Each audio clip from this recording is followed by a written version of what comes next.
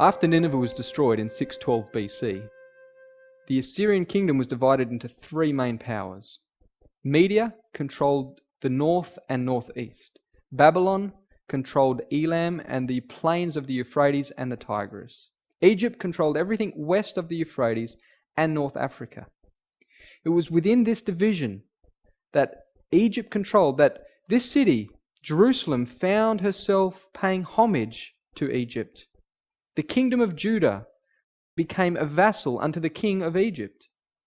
This city trusted in Egypt for security instead of trusting to the Most High that ruleth in the kingdoms of men. The divine record shows us this in 2 Kings 23. And Pharaoh Necho made Eliakim the son of Josiah king in the room of Josiah his father, and turned his name to Jehoiakim, and took Jehoahaz away. And he came to Egypt and died there. And Jehoiakim gave the silver and the gold to Pharaoh, but he taxed the land to give the money according to the commandment of Pharaoh. He exacted the silver and the gold of the people of the land, of every one according to his taxation, to give it unto Pharaoh Necho.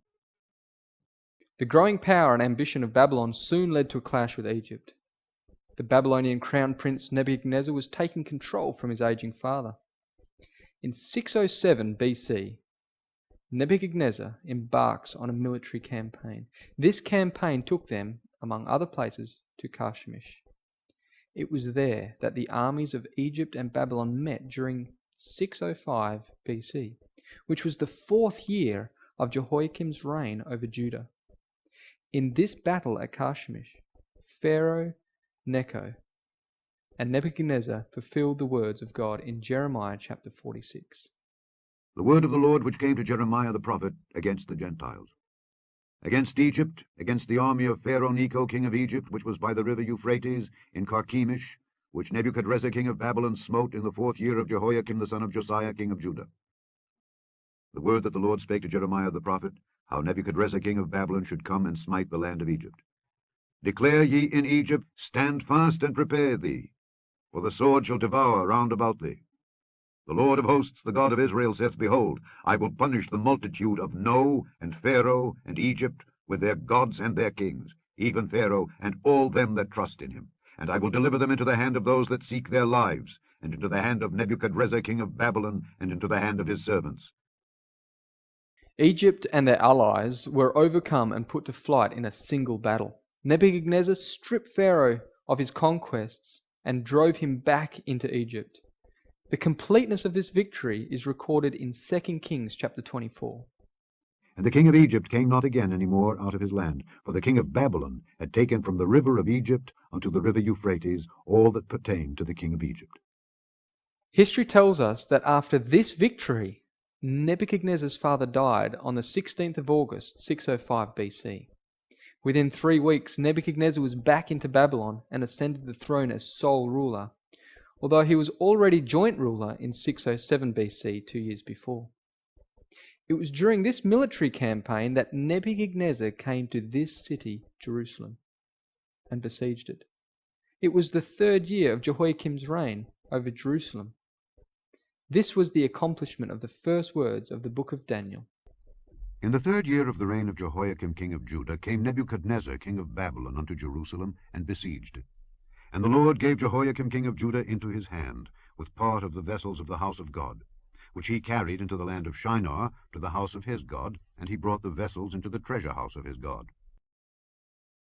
It would have been a hard thing to have lived here and witnessed the terrors of battle, seeing your beloved city and the temple destroyed, the treasures taken, and worst of all, the young, talented children of the royal house taken captive. But God had given Jerusalem a very clear warning of what to expect.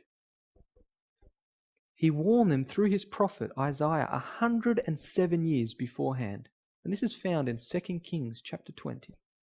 And Isaiah said unto Hezekiah, Hear the word of the Lord. Behold, the days come that all that is in thine house, and that which thy fathers have laid up in store unto this day, shall be carried into Babylon. Nothing shall be left, saith the Lord.